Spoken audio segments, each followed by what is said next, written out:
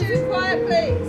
And it'll be clean-up day in Wellington as the capital recovers from the storm, which brought winds as high as 90 knots. The airport was closed for most of the day, and Air New Zealand and Ansett say huge delays followed the disruption to their services. The preserved head of the Maori warrior has been withdrawn from sailing.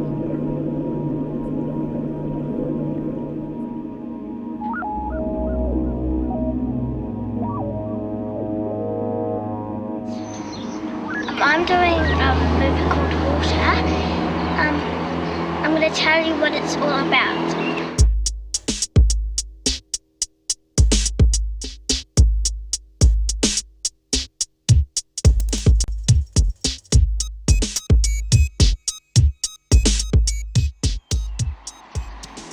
It's all about a girl, May, and she's coming with holding some pictures, and she stops. She sees all the water coming out. She looks to the pipe, and that's where it's coming. She opens it up, and she gets all splashed in the face. So she holds the bar, and she closes it, and she says, "Mum, Mum, the pipe's broken, Mum." Mum's come in, she opens the door, she takes out the moth, takes the paper off it, picks up the bucket, put it down, start cleaning, and I say, "But the pipe's left here," and stuff. But in this movie, they don't want to listen. So Dad comes in, says, "What the heck happened?" I come storming in and trying to say, "Dad, you're home." Like, welcome back to the house. It's got a big problem. I'm trying to show him where the pipe is, because he can fix it. And he's not listening. Yeah, and that's all I'm going to tell, because I don't want to tell it.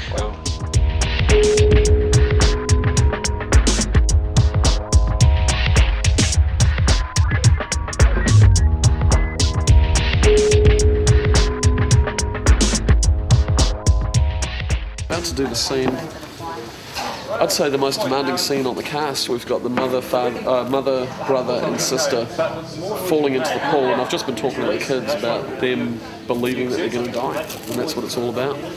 And it's tough. It's a tough thing to imagine and perform. I wouldn't personally want to do it. Jump off a couch and think I'm going to die, you know. Once you guys pop in, you both had your backs to camera, like you were looking that way, and instead, although it's unnatural, you need to be facing this way. 92, take one. Okay, Angie, everything you've got. Here we go. Set. And action. Mum, help! Mary! I feel relieved because the stress and the drama of the last shots with the family drowning, I was really worried about. Both because of what they had to do, and also because of what I had to do, because if they couldn't look scared and if they couldn't look like they were drowning, which fortunately they did themselves really well, then it's my job and my responsibility to get them there and to force them there, and I didn't want to have to yell in any of the kids' faces, and I thought I might have to do that, and I didn't. So that's the good news. They all did really well, and I feel like the whole weight's just come off my shoulders from doing it and having achieved it. Now we're shooting flowers. I can yell at flowers, fine with that. Yes, this bloom open.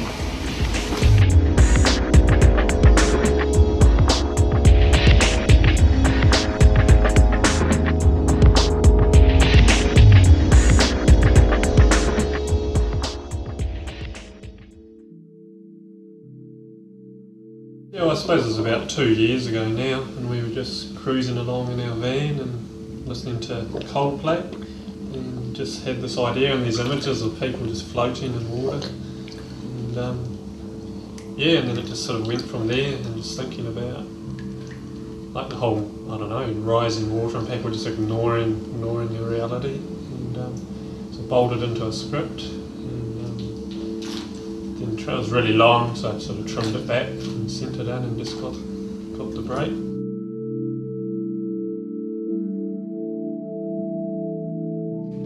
I got a phone call from Auckland, which was from Leanne Saunders, who's part of the Saunders Consortium, which fund Film Commission short films. And she was asking if Chris and I were interested in looking at the script. And the script arrived, and I was just blown away, totally blown away. And we sat down, had a bit of a chat, and decided we wanted to go for it. When I did first read it, I just thought how incredibly strange and surreal and absurdist, really. And I had to digest it. It took me a day to actually wrap my head around it and be like, well, what the hell is this film about and what's it saying? And I actually went back and called up Tony and started talking through it with him and found out what a lot of the themes were that he was intending, and it just suddenly the whole script just opened up, almost like a flower. I mean, it just had all these layers, and I suddenly understood everything that was in your mind, and that was really what attracted me to the whole idea, you know.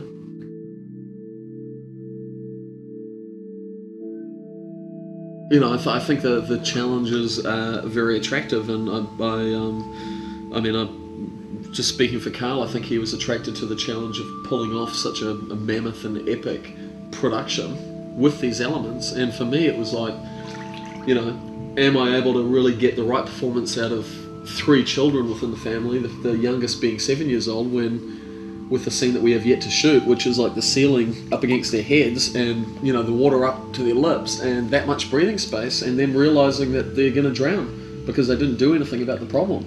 And them just coming to this incredible realization of what their situation has become due to denial and procrastination and you know, not talking about the issue.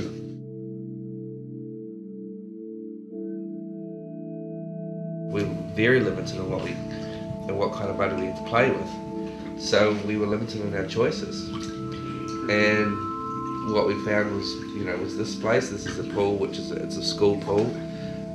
It's unused. It's been drained for quite a while now.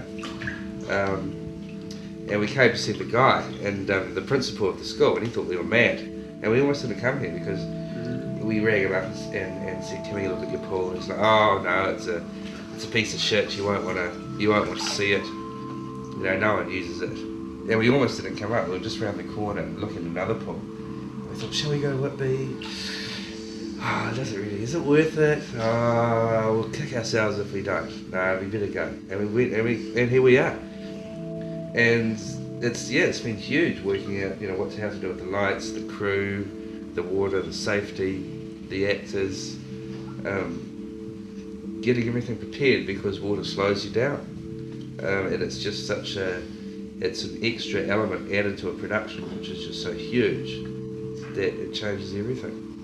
So, yeah, it has definitely been the most challenging production that I've ever helmed.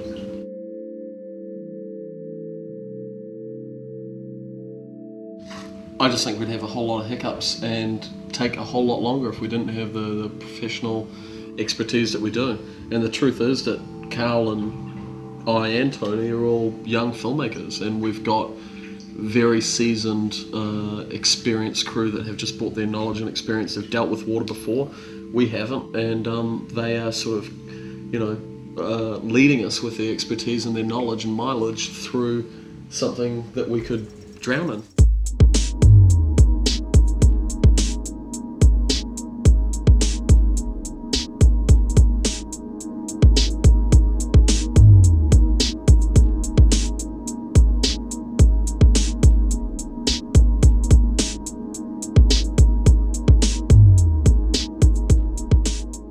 Yeah, no, most of the drama jitters are gone, but it's still dealing with elements that I haven't dealt with before. Pool's a little bit deeper than Whitby, you know, not a lot, but just a little. It's a slightly bigger pool, slightly more intimidating. But no, it's good. It'll be good. Get our big macho shots, get our big deep underwater shots.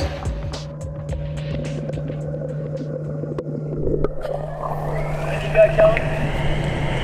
To the line, Paige. One of the most ambitious short films ever made in New Zealand has just started production. Water is a 12-minute story that follows the experience of a child who discovers a burst pipe under the sink. We won't give the story away, but needless to say, it's not a story about domestic bliss. Directed by Wellington filmmaker Chris Graham, Water is due to finish filming in December. It will be launched into the International Film Festival circuit next year.